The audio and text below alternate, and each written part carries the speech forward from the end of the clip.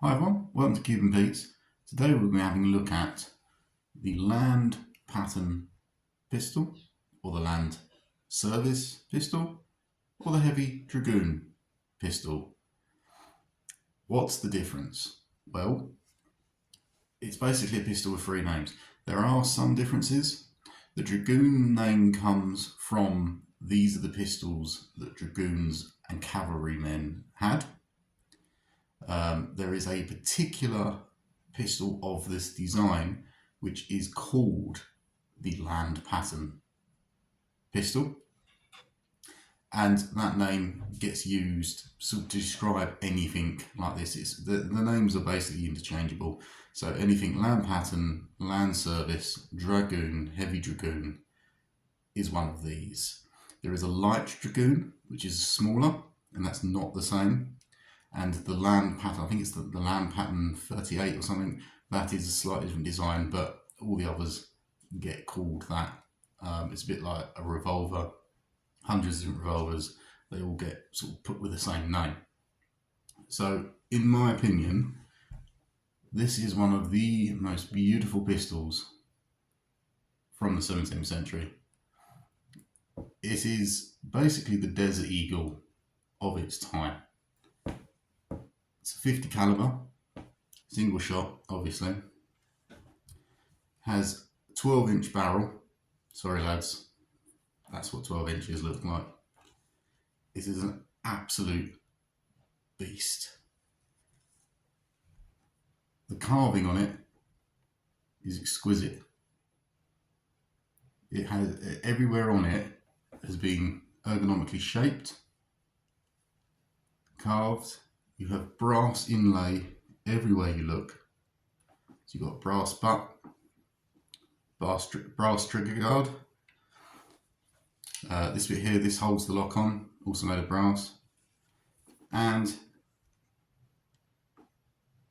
brass to hold the ramrod, as well as the ramrod itself having a brass tip. This is a heavy gun. This is the Desert Eagle of its day, ye old Desert Eagle. This bit here, you can see, is designed so you could hold it two-handed. You wouldn't particularly need to. It's not like a blunderbuss, it's not as big as a blunderbuss, you can easily wield it one-handed. However, if you imagine you were in a serious fight, the recoil on this, the snap on this, after several shots, your wrist is going to be hurting, so you may want to start supporting. And you can see it is an imposing weapon. The brass cap on the end is very heavy. Obviously, once you've had your one shot, if you're in close quarters, if you have one shot and people are still coming, you can't reload. It's one hell of a club. That's what these brass caps were used for. You can now swing it at your enemy. It's made of walnut, I believe. If I'm wrong, please comment below if you know what the wood is. It does have like a black graining going through it. I think it's walnut, but I'm not entirely sure. Like all flintlocks, it works exactly the same. So, onto half cock. Fill your pan with powder. Shut your frism. Powder ball wadding down the end. Ram home with your ramrod. Onto full cock. And fire. And move your finger out of the way. It's just a lovely gun in every way. I'll go through some of the strip down. So to get the lock plate off, you remove these two screws on the back. This brass plate may or may not fall out when you do that. What that is, that's holding these screws in. But it's also acting as a counterbalance in terms of weight, because it is a heavy gun. So it's not the exact same weight as all the lock. Obviously, it's a small piece, but it does help in stabilisation, so it's not tipping.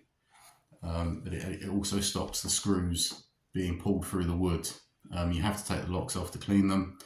taking these screws in and out too many times all the time, you're going to weaken the wood and the screws start to pull through. So guns that don't have this brass plate, you end up with them sort of deeper into the wood than you would like.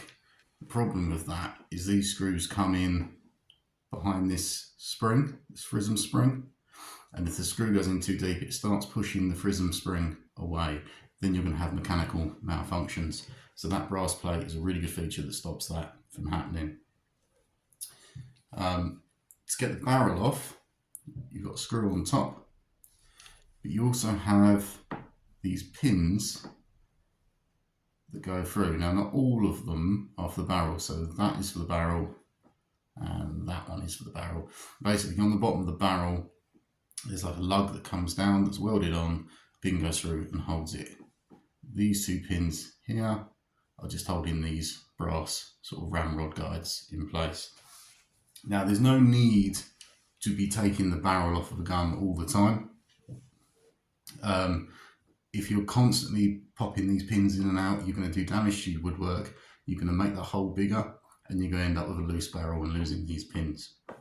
So you can do it, but I wouldn't do it unless there was a real need for cleaning. If you thought you had powder that had gone in, not on this side but on that side, if you thought you had powder that had gone in, but to be honest, you can access all that through removing the lock.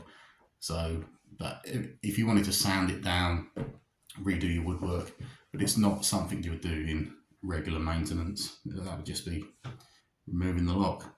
So that is the Land Pattern, Land Service, or Heavy Dragoon pistol.